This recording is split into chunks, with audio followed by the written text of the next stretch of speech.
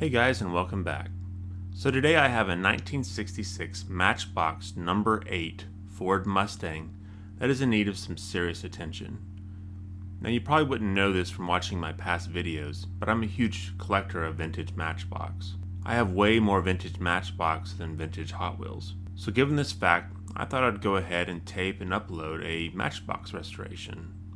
This poor specimen has seen better days for sure.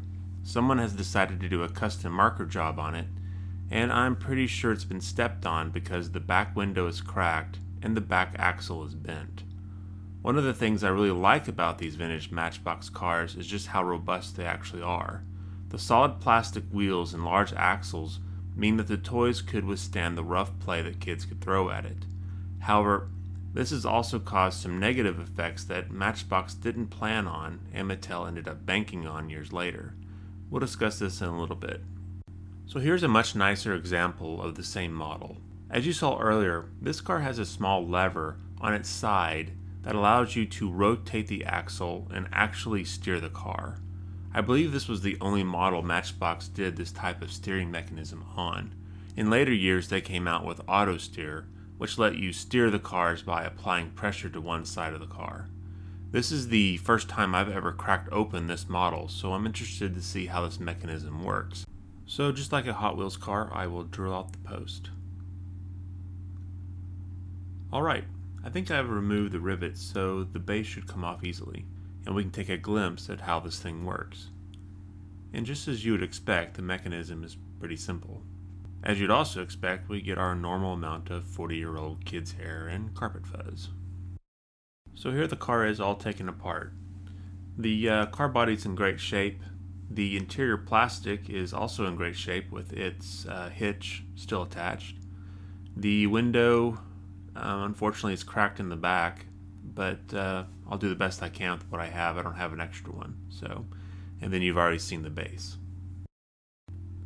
As you'd expect, the first thing I plan to do is remove the paint and then go over the car with some triple-aught steel wool to remove most of the oxidation.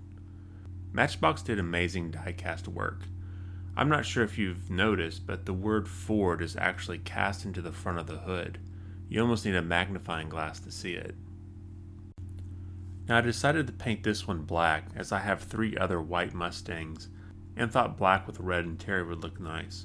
I'm also experimenting with epoxy-based paint instead of enamel or acrylics.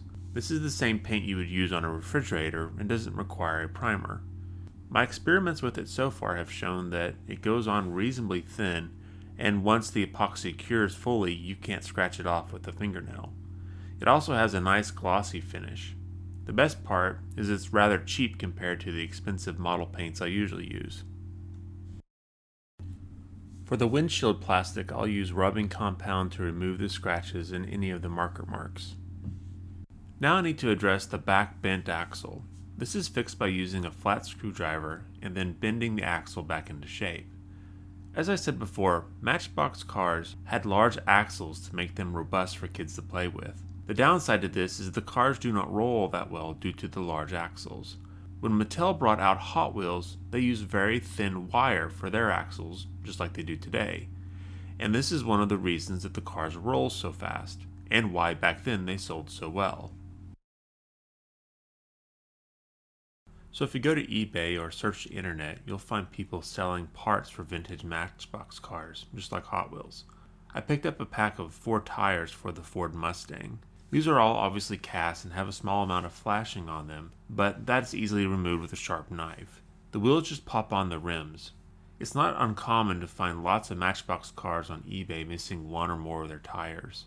In many cases, the rubber used in the tires, or treads, have decayed or chemically altered over the many years since they were made, making them brittle, or they will no longer fit the object that they were made for.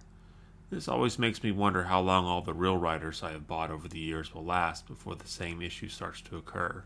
I guess time will tell. So here are all the parts ready to be reassembled.